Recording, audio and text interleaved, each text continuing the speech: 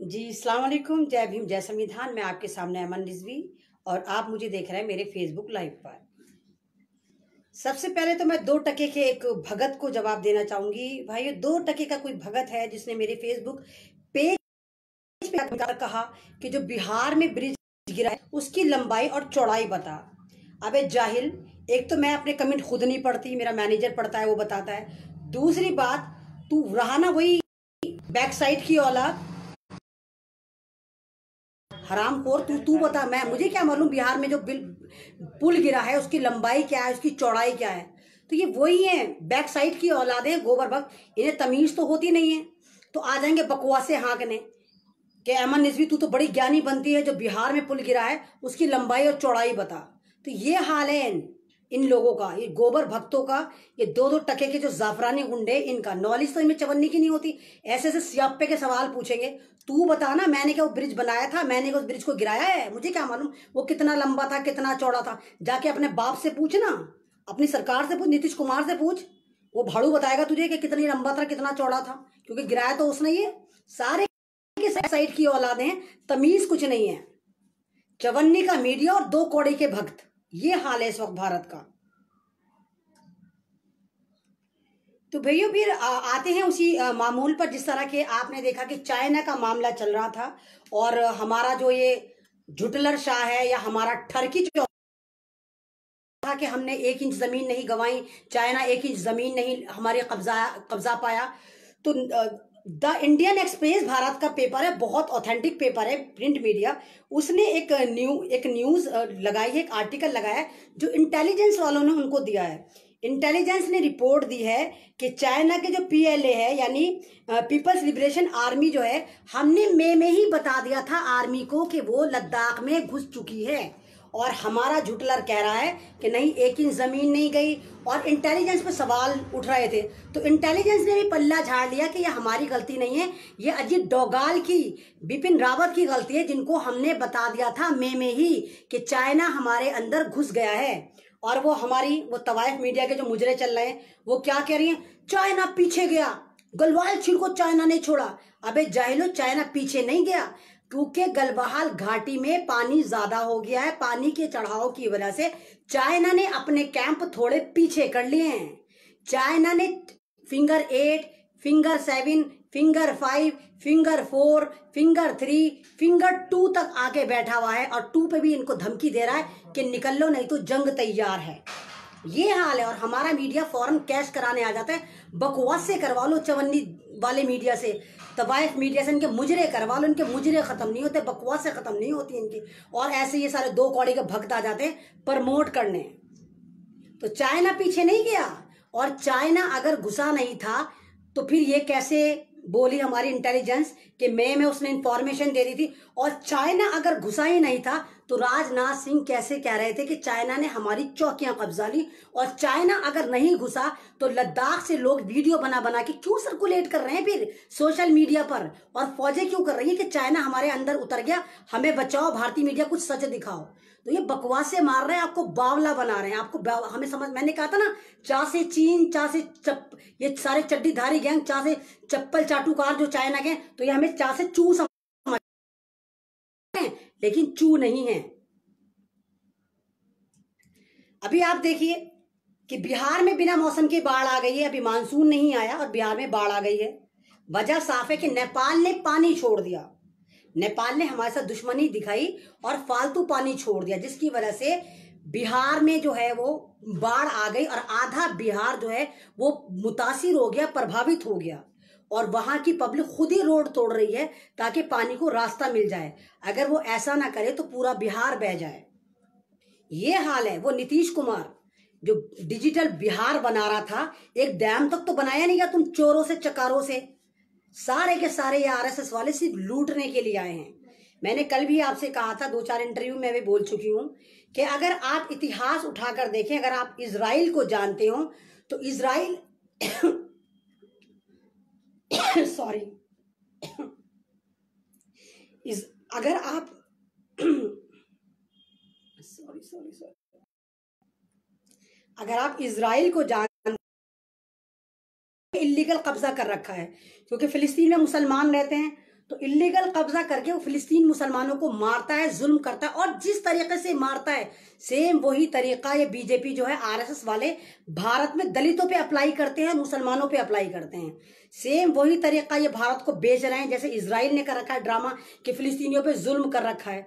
और ये कहा गया है कि भारत में जो इजराइल का 13वां खानदान है, तो ये वही आर्यन है जो भारत में आके आर्यन बने और बाद में 3% ब्राह्मण हो गए। और मैं बार बार अपने हर इंटरव्यू में, हर लाइव में कहती हूँ कि टोटल ब्राह्मण ऐसे नहीं होते, सिर्फ मुट्ठी भर ब्राह्मण है जो आरएसएस के चाटुकार हैं, आरएसएस में बैठे हुए हैं। तो ये इनकी हरकत है। मैं आपको वक्फे वक्फे से बताती रहती हूँ कि ये जो एक इकोनॉमिक्स है, द इकोनॉमिक्स करके इजराइल की मैगजीन है जो इजराइल के 13 खानदानों की इंफॉर्मेशन देती है, तो उसके कवर पेज पे मैंने आपको बताया था कि एक ऐसा भी आर्टिकल आया था कि एवरीथिंग इज अंडर कंट्रोल, यानी कि पूरी दुनिया को हमने बावला बना दिया कोरोना के नाम पर और सब चीजें हमारे कंट्रोल में। एक पट्टा इंसान के गले में है और फिर एक पट्टा इंसान ने कुत्ते के गले में डाल रखा है, यानी कि जानवरों से लेके इंसान तक इजराइल के कंट्रोल में। उसका मैसेज ये था, उसकी कोड अगर करा जाए तो ये था। उसके बाद लास्ट मंथ का जो उनका पेज का जो टाइटल था, सोफे पे एक हस्बैंड बैठा है, एक मर्द बैठा हुआ है, एक बच्ची बैठी हुई है, कुत्ता बैठा हुआ है, तो उन सबके मास्क लगे हुए हैं। यानी कहने का मतलब ये है कि दुनिया में अभी ऐसे और वायरस लाए जाएंगे जिनसे तहलका मचा के बर्बादी मचाई जाएगी। लेकिन इस महीने का जो टाइटल आया है उनका, इस महीने का जो टाइटल है उस पर दिखाया गया है चाइना का फ्लैग। चाइना का फ्लैग रेड है, रेड माने रेवोल्यूशन यानी कि इनकलाब, और उस पे एक बड़ा स्टार है और 4 छोटे स्टार हैं। तो चाइना में बड़े स्टार का मतलब होता है कि वहां की हुकूमत, और बड़ा जो स्टार और छोटे जो 4 स्टार हैं उसका मतलब होता है कि वो उनकी पब्लिक है जो उनको सपोर्ट करती है। तो इजराइल ने आपके जो अपना पेज पे जो लगाया है, तो उस पे जो लगाया है एक लिखा है, हेडिंग ये डाली है, ट्रेड विदाउट ट्रस्ट, यानी जो अब जो कारोबार करेगा चाइना वो बिना यकीन के करेगा। और वो चाइना का झंडा लगा के जो बड़ा सितारा है उसमें आंख दिखाई है, और वो आंख किसकी है, वो अमेरिकन डॉलर पे 100 रुपए का जो 100 डॉलर होते हैं अमेरिकन, उस पे है, उसकी आंख लगाई हुई है। कहने का मतलब ये कि इजराइल ये दिखाना चाहता है कि चाइना ने इजराइल की, अमेरिका की इकोनॉमी जीरो कर दी है। अब सारी पावर जो है वो चाइना के हाथ में आ गई है। लेकिन वो ये भी लिख रहा है ट्रेड विदाउट ट्रस्ट, यानी जो कारोबार चल रहा है वो बिना यकीन के कर रहा है चाइना, और हम तुम्हें बर्बाद करेंगे, यानी आगे जाके कुछ दिन बाद बर्बाद करेगा। क्योंकि थानेदारी इजराइल भी चाहता है कि उसके हाथ में आए, अमेरिका के हाथ से जा चुकी है थानेदारी, तो इजराइल भी ये चाहता है कि अमेरिका को इजराइल ने ही बर्बाद करा। हालांकि इजराइल अमेरिका की नाजायज औलाद है, इजराइल को बसाने के लिए अमेरिका का बहुत बड़ा योगदान रहा है। और एक बात और देखिए, अभी नितिन याहू जो है वहां का जो इजराइल का है, उसने ट्रम्प को बोला है अगर तुम हमारे 2 एजेंडों पे काम करते हो तो हम फिर तुम्हें इस बार जितवा देंगे। आपको अगर पता हो पिछली दफा भी ट्रम्प नहीं जीत रहा था, हैरी क्लिंटन जीत रही थी जो वहां पे अमेरिका में सर्वे हुआ था।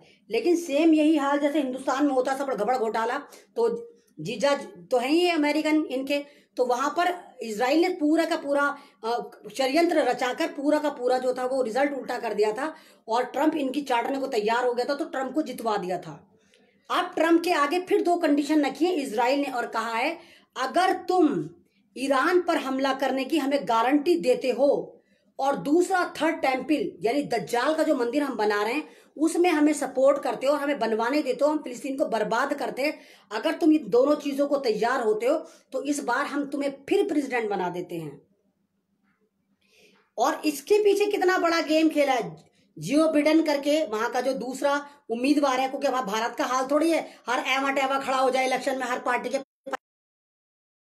2 ही लोग खड़े हो सकते हैं। तो जियो बिडेन खड़ा हुआ है और ट्रम्प है, तो जियो बिडेन से गूगली फिकवाई है इजराइल ने कि तुम ये कहे कि अगर वो प्रेसिडेंट बनता है अमेरिका का तो वो कश्मीर के मुद्दे पे बोलेगा, वो एनआरसी पे बोलेगा, वो दलितों पे बोलेगा। वो गूगली फिकवाई है इजराइल ने ताकि हिंदुस्तान कहे कि भाई तुम क्या कर रहे हो, ये हमारे क्यों खाते खोलेगा, तो फिर इजराइल बोलेगा तो फिर तुम ट्रम्प को सपोर्ट करो, तुम ट्रम्प को सपोर्ट करो, तुम्हारे जितने भी वोट हैं, ये 47 लाख वोट हैं गुजरातियों के अमेरिका में, वो सारे वोट तुम ट्रम्प को दे दो, फिर कुछ नहीं होगा, हम कश्मीर पे भी नहीं बोलेंगे, हम मुसलमानों पे भी नहीं बोलेंगे, हम दलितों पे भी नहीं बोलेंगे। तो ये गूगली फिकवाई है। जियो बिडेन भी आप माफ कीजिए वो हमारा आदमी नहीं है, वो भी इजराइल का आदमी है।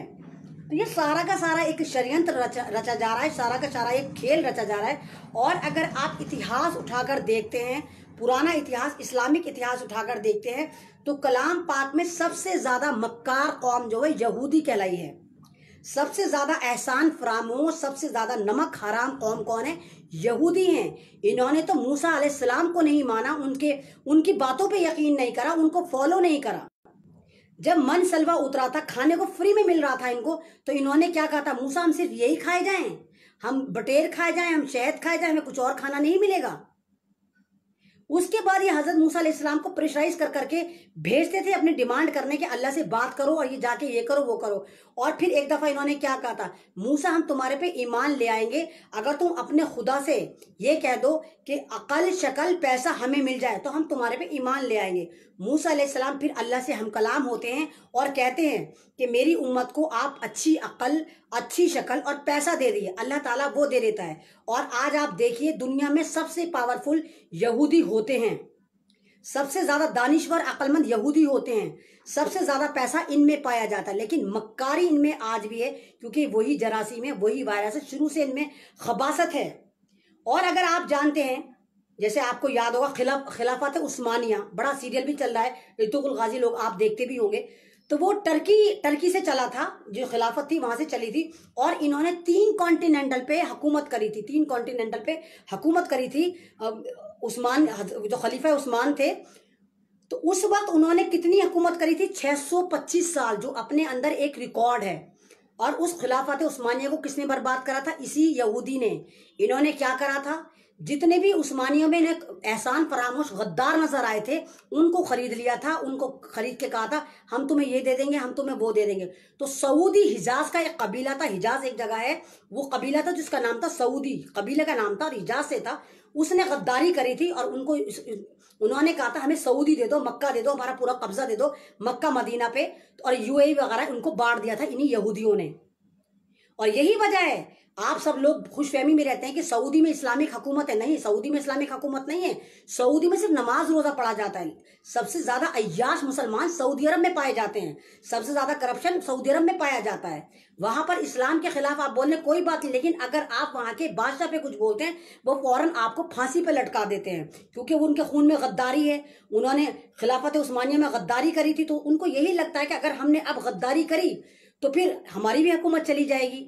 और यही वजह है, अगर आपको पता हो, टर्की का एक जो वो था, एक म्यूजियम था, उसको उन्होंने मस्जिद बना दिया है तैयब उर्दुगान ने।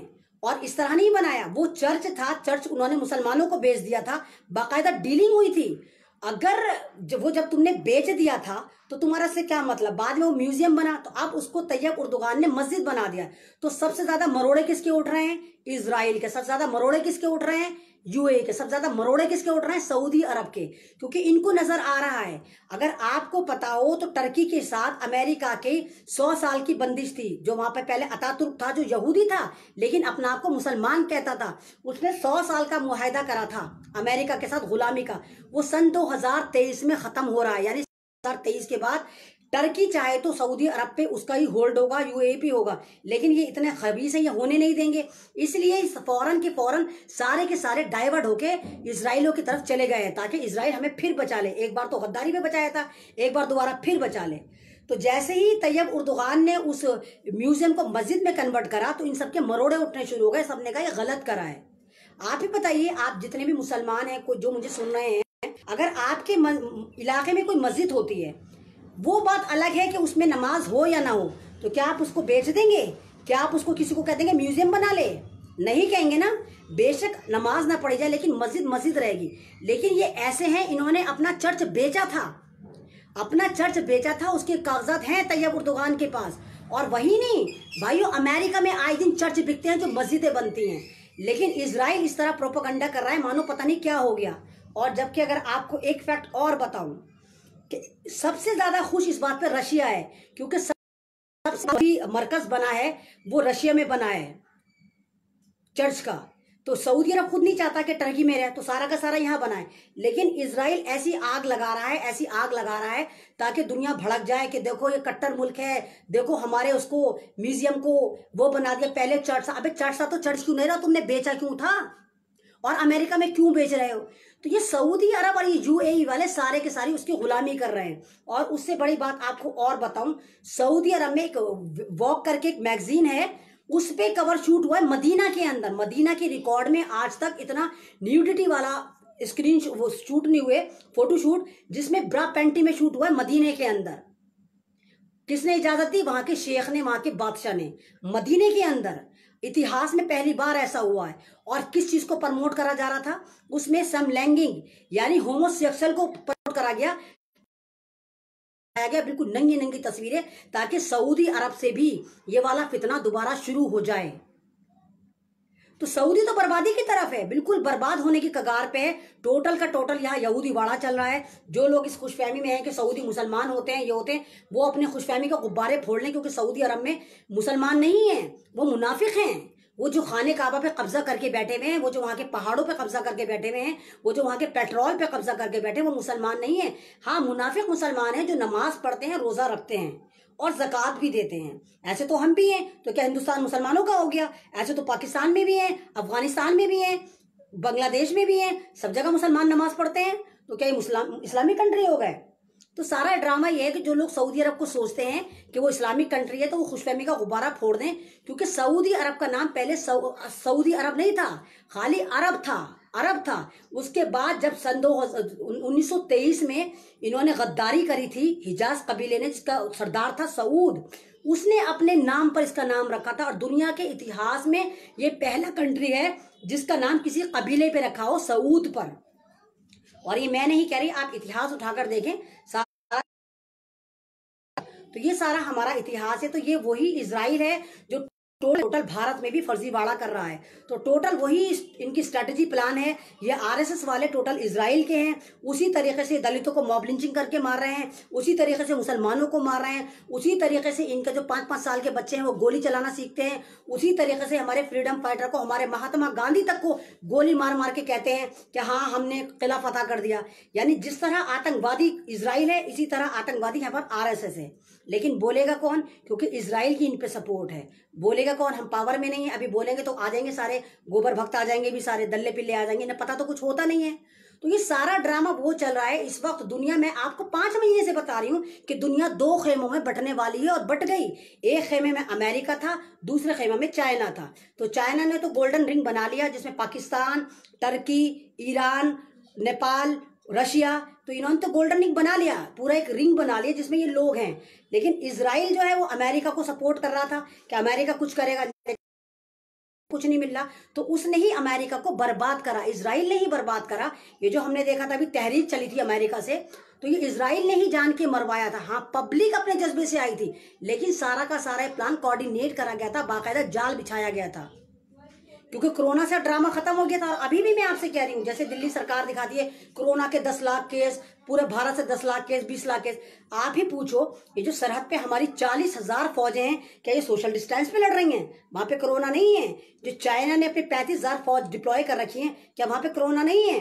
तो ये सारा आपको बावला बना के कोरोना में उलझा रहे हैं। कोरोना कुछ नहीं है भाइयों, अब भी मेरी बात मान लो, कोरोना कुछ नहीं है। सारा का सारा फर्जीवाड़ा है, सारा का सारा मेडिकल किट का घोटाला है। और मैंने आपको पहले भी बताया था कि तंजानिया का जो प्रेसिडेंट है, उन्होंने खुद बकरी का दूध, भेड़ का दूध और पपीते का जूस किट में डाल के भेजा था जिसको कोरोना आया था। उसके बाद उन्होंने वहां पर बैन कर दी सब चीजें और मीडिया को कह दिया खबरदार जो तुमने एक भी केस कोरोना का बताया होगा या तुमने पब्लिसिटी दी होगी। इसको कहते हैं मीडिया। और ये हमारा भारतीय गद्दार मीडिया, ये आईटी सेल, आरएसएस की रखेल, मुजरे करने वाला, ये या तो अमिताभ को दिखाता रहेगा, ये सारी बकवासें हाँकते रहेंगे, या फिर ऐश्वर्या राय ने ये करा, करीना कपूर के बेटे ने 500 रुपए की शर्ट पहनी, करीना कपूर ने वहां जाके पाद मारा, अमिताभ ने इस कलर का शूशू करा। ये हरामखोर सिर्फ ये दिखाएगा, ये नहीं दिखाएगा कि दलितों को किस तरह मार रहा है, ये नहीं दिखाएगा कि बिहार में बाढ़ आ रही है, ये नहीं दिखाएगा आसाम में, केरला में बाढ़ आ रही है, ये कुछ नहीं दिखाएगा।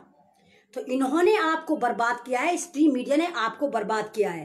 तो मैं आपसे हर बार ये कहती हूँ कि यूनाइटेड हो जाइए और इस कोरोना के टेरर से निकलिए, क्योंकि कोरोना कुछ नहीं है। कोरोना है ही नहीं भारत में।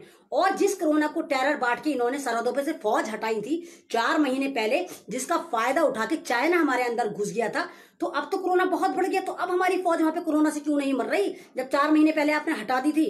जब भारत में कोरोना था भी नहीं तब आपने हटा दी थी, पेट्रोलिंग बंद कर दी थी सरहद पे, तभी तो चाइना। जब अब कोरोना के आपके 10 लाख पेशेंट फर्जी हैं तो वहां पर कोरोना क्यों नहीं हो रहा? और मैं तो कहती हूँ भारत में कोरोना है तो 2-4 पेशेंट को उठाओ, चाइना के फौजी के पास छोड़ दो ना, खुद ही मर जाएंगे फटाफट फटाफट फटाफट। छोड़कर आओ ना, तुम ही उनका वायरस उन पे लौटा के मारो। तो ये आपको धोखा दे रहे हैं, ये आपको बेवकूफ बना रहे हैं। आप अभी भी नहीं संभले तो कभी भी नहीं संभलेंगे। मैं हर बार कहती हूँ कि यूनाइटेड हो जाइए, जागो दलितों जागो, जागो मुसलमान जागो। और बिहार में इस कमल को इस तरह कीचड़ में घुसड़ना के दोबारा ना निकले, यूपी में इस तरह इसको धसाना के दोबारा ना निकले, बंगाल में इनके पिछवाड़े पे ऐसी लात मारना के पलट के ना देखें। जड़ से उखाड़ फेंको इस आरएसएस को, जड़ से उखाड़ फेंको इन दल्लो पिल्लो को। और अगर कोई पुलिस वाला किसी एक आदमी को मारता है तो प्लीज आप मुख बधिर बन के मत देखिए, टूट पड़िए उस पुलिस वाले को। इंसान है और वो आप हैं, वो आम पब्लिक है। जिस दिन आपने हथियार उठा लिया इन हरामखोर पुलिस वालों पे जो बेजा मासूमों पे मार रहे हैं, तो देखिए ये अपना पिछवाड़ा दिखा के आपको भागते नजर आएंगे। शुक्रिया, अल्लाह हाफिज। मेरी वीडियो अच्छी लगती है तो लाइक करें, शेयर करें। शुक्रिया।